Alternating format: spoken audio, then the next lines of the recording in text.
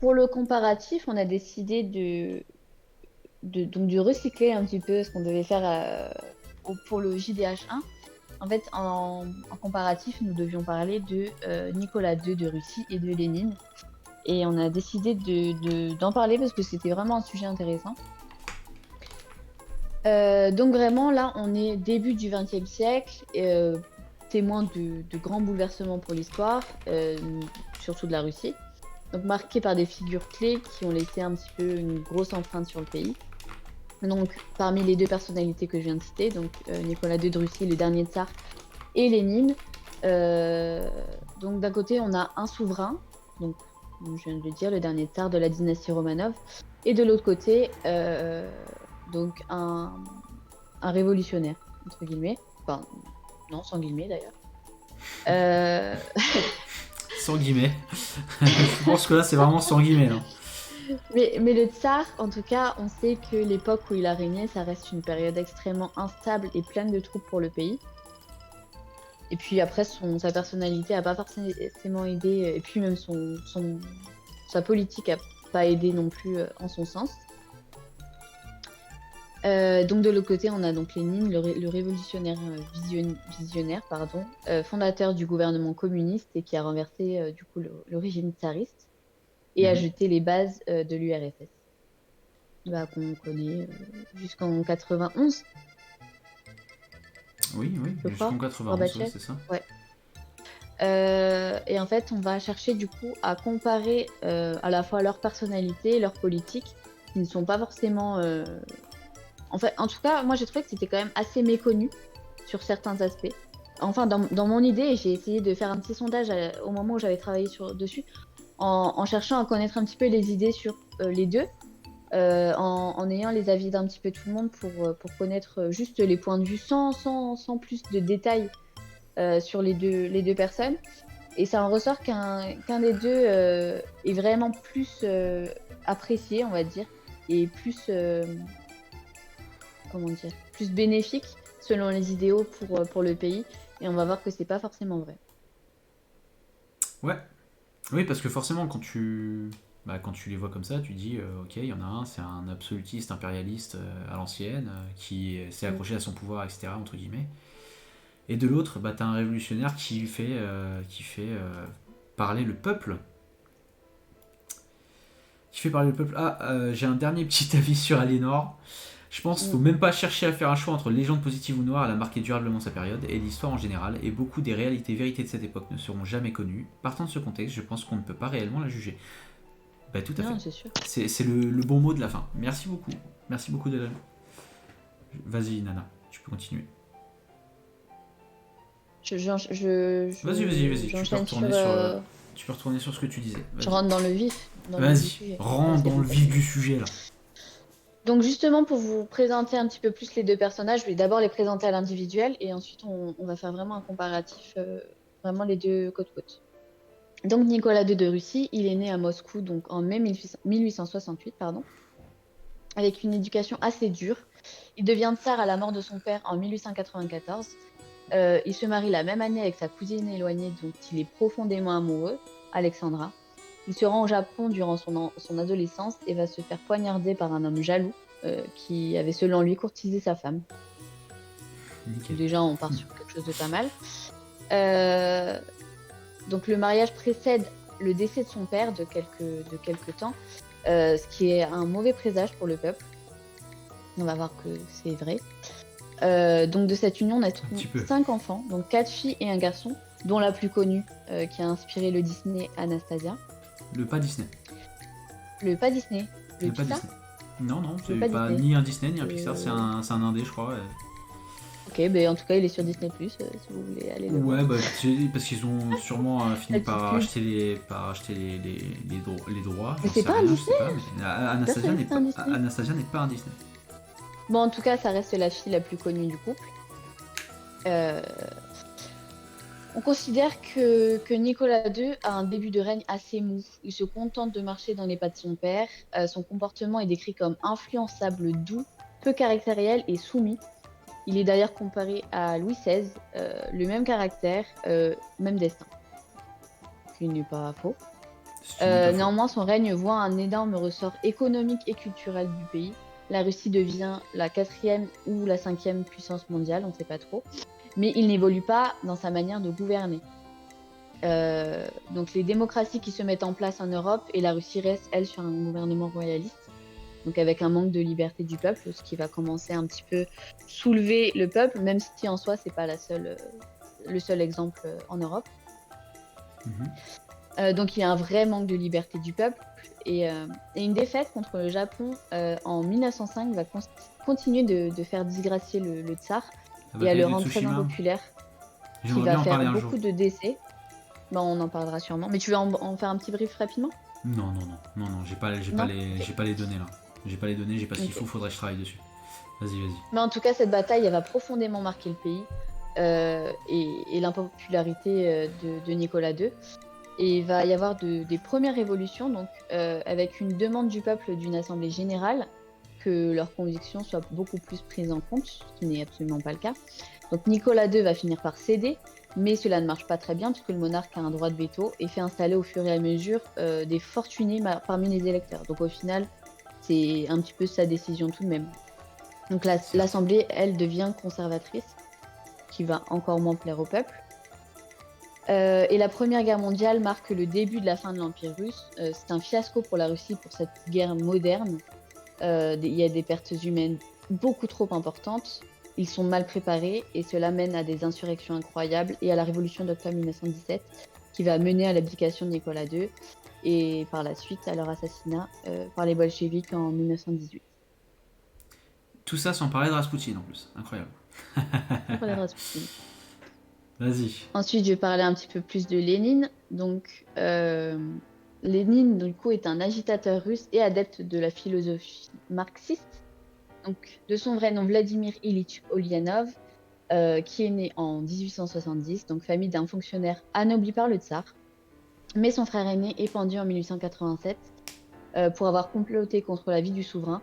Lénine serait aussi impliqué dans ce complot, mais il a réussi à s'en retirer. Et du coup, il évite aussi d'être pendu à la même époque. Mais cependant, il est quand même exilé en Sibérie en fin 1895 et il quitte le pays en 1900 pour se rendre en Suisse et en Belgique où il va développer sa conscience marxiste. Donc Lénine va profiter de la chute du tsarisme et de l'avènement de la démocratie pour revenir en Russie à Pétrograd. Il y publie les thèses d'avril, le programme d'action de son parti, donc pays immédiat, pouvoir aux soviets, usines aux ouvriers, terre aux paysans. Voilà, c'est un petit peu la définition rapide. Cela va profondément troubler les bolcheviks par leur radicalisme, mais rencontre cependant quand même l'adhésion des soldats et des paysans. Dans un premier temps, je rappelle. Donc après cela, le Premier ministre ordonne son arrestation et Lénine doit s'enfuir en Finlande. Et à l'affaiblissement du gouvernement russe, il revient et c'est le coup d'État du 6 novembre 1917, donc la révolution d'octobre. Mhm. Donc Lénine, il va mettre en place les instruments de la dictature. Donc le 30 août 1918, il est victime d'un attentat et il va intensifier la répression par la suite. Donc la terreur de masse est institutionnalisée par le décret sur la terreur rouge, donc daté du 5 septembre 1918. La suite est sombre. Il y a de nombreuses guerres civiles, de nombreuses famines, la création des camps de travail et beaucoup d'exécutions sommaires. Donc les bolcheviks gagnent la guerre civile, mais au prix d'une ruine économique du pays incroyable et d'une destruction massive de la classe ouvrière, qui avait soutenu au départ Lénine d'ailleurs. Et en 1921, celle-ci ne représente numériquement que le tiers de ce qu'elle était en 1917. Donc on parle vraiment Ah, c'est vraiment de... terrible. C'est vraiment C'est terrible. des tueries sur tueries. Donc certains ouvriers en effet sont morts à la guerre et d'autres sont confrontés au chômage et à la famine dû à tout le désastre dans le pays. Et beaucoup rentrent dans les campagnes pour essayer d'obtenir de quoi manger. Donc on a aussi une disparition des villes, on va dire. Enfin pas une disparition complète des villes, mais en tout cas il y a moins d'habitants à cette époque-là. Et en Mm. 1921, il y a une interdiction des factions qui interdit toute contestation au sein du parti sous peine d'exclusion. Donc, on a la protection de la Tchéka, donc c'est la répression de la contre-révolution, l'ancêtre du KGB, et qui va provoquer beaucoup de morts, plus que la guerre civile elle-même, utilisant des Ouais, c'est moyens de ouf. torture historiquement connus comme le coup du gant, Alors, le coup du gant, si je me rappelle, c'est en gros, tu rentres, tu mets le gant dans de l'eau bouillante. Attends, je sais plus. Je suis désolé, j'ai pas l'info. Je peux pas te dire. Attends, je vais essayer de retrouver ça parce que c'était assez. Torture, coup du gant. Qui veut Je savoir un peu vais plus sur avoir la un torture, historique. le coup du Oula. gant là? Torture par l'eau. Je vais pas retrouver. Bon, c'est pas grave. Je sais pas. En tout cas, c'est assez exceptionnel pour l'époque. Enfin, pour l'époque, on a connu des tortures plus graves, je pense, mais. Donc, on a aussi l'instauration des camps à partir de 1919. Ce qui va un petit peu, on va dire, protéger le bolchevisme à cette époque, c'est l'instauration de la NEP, donc la nouvelle politique économique en 1921, qui est la libéralisation économique qui permet un petit peu au pays de souffler. Et c'est une défaite amère pour Lénine, qui ne le voulait pas, mais obligatoire pour la survie du parti. Donc, Lénine meurt en 1924 à 53 ans, et c'est Staline qui lui succède grâce à sa position clé au sein du parti. Son principal opposant Trotsky qui Chassé. prône la poursuite de la terreur révolutionnaire, est mis sur la touche par Staline et puis chassé par la suite. Et Staline fait embaumer le corps de Lénine, pardon. Oh, ton téléphone. Ouais. Il fait embaumer le corps de Lénine, donc un culte de la personnalité est mis en place. Et il me semble qu'il est sur la place, sur une des places encore sur la ville, son corps. J'avais une Ah, amie qui purée. m'avait dit Ah ouais. qu'il y avait son corps. Alors, je sais plus comment s'appelle la place. Corps de Lénine. Et il me semble que son corps est comme ça, à nu, en plein. La place rouge? Non. Alors.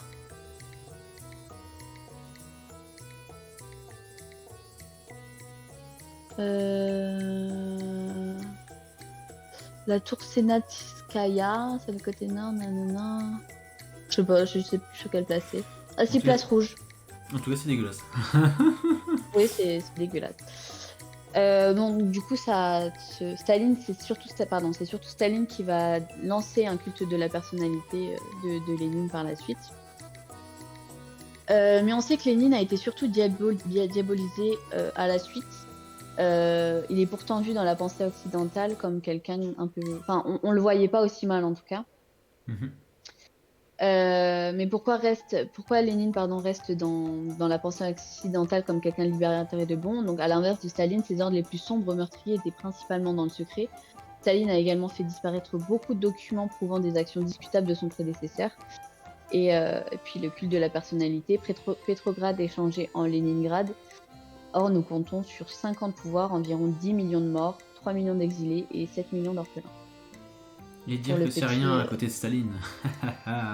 Oui, c'est Trop rien à côté de bien. Staline, mais il ne faut pas non plus rendre voilà. ange. Ouais. Ok. Du coup, tu peux mettre le PPT. Je suis désolé, je ne l'ai pas à disposition. Tu l'as pas? Non, pas à disposition. Ok, c'est pas grave, je vais le faire à l'oral. Attends, je vais essayer de le retrouver. Alors. Ok. Donc, j'ai coupé en 5 parties pour vraiment les comparer ensemble, enfin en croisé. Donc, sur d'abord le statut social des deux. Donc, Nicolas II, donc c'est le tsar de Russie, représentant de la noblesse et de l'aristocratie russe, tandis que Lénine est révolutionnaire, dirigeant du parti bolchevique et opposé à la noblesse et à l'aristocratie. Donc là, pour le coup, totalement opposé. Totalement opposé. Sur le rôle politique, donc Nicolas II a un règne de 1894 à 1917, donc marqué par l'autocratie et l'absolutisme. Lénine, quant à lui, établissement d'un gouvernement communiste en Russie, avec, on sait, beaucoup d'autoritarisme et puis de révolution en tout genre. C'est sûr, c'est sûr. La politique de Nicolas II est marquée par une politique conservatrice qui s'oppose aux réformes. Lénine, quant à lui, donc la terreur, mise en place avec les instruments de la dictature. La relation avec le peuple, Nicolas est largement impopulaire. Il a une mauvaise gestion des volontés du peuple. Lénine, quant à lui, a un appui des paysans dans un premier temps, mais de nombreuses guerres civiles suivent et une oppression pour imposer son pouvoir. Puis la même chose avec Staline après d'ailleurs. Puis pour la chute du régime de Nicolas II, donc on a une révolution en 1917 qui entraîne sa déposition et sa mort d'ailleurs par la suite, et celle de Oui, sa parce qu'on famille. n'en a pas encore parlé de sa mort. Bah si, on l'a dit tout à l'heure qu'ils avaient été tués par les bolcheviks en On n'a pas dit 1918. comment. Ah bah je te laisserai en parler. Bah vas-y, par-en maintenant. C'est simple, ils les ont foutus dans une cave et ils leur ont mis une balle dans la tête à tous. Ah, Voilà, toute la famille. je croyais qu'ils avaient juste mis le feu à la maison. Tout Ils le monde l'ont était fait mort par le après. feu. Ils l'ont fait après, mais d'abord ils ont tous eu Ok. droit à une petite balle dans la tête, enfant compris. Enfin voilà, toute la famille des Romanov, enfin Oui, les parce derniers des qu'il y avait Romanov. les filles étaient pas forcément vieilles. Non. Mm. Et c'est d'ailleurs pour ça d'ailleurs que je crois qu'il manquait un cadavre, un truc comme ça, et donc du coup c'est de là qu'est partie la légende de Anastasia qui était vivante. Ouais. Mais non, Anastasia elle n'est pas vivante. Elle a été tuée comme les autres à ce moment-là. Mais est-ce qu'on a des preuves qu'elle a été tuée?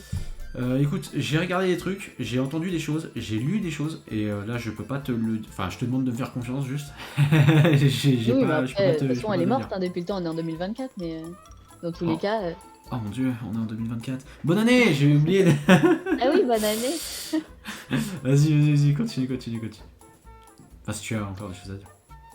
Et oui, juste pour la comparaison du coup chute de régime, et du coup j'ai pas souhaité faire une chute de régime pour Lénine parce qu'en fait on a une continuité avec Staline. J'ai fait du coup un héritage avec Ouais. du coup un culte de la personnalité instauré par Plus héritage, ouais, t'as Staline raison. lui-même. Oui, Ok, ça marche. voilà pour la comparaison. Le Bah franchement, c'est comparatif. propre quand même. Bien joué, Aria.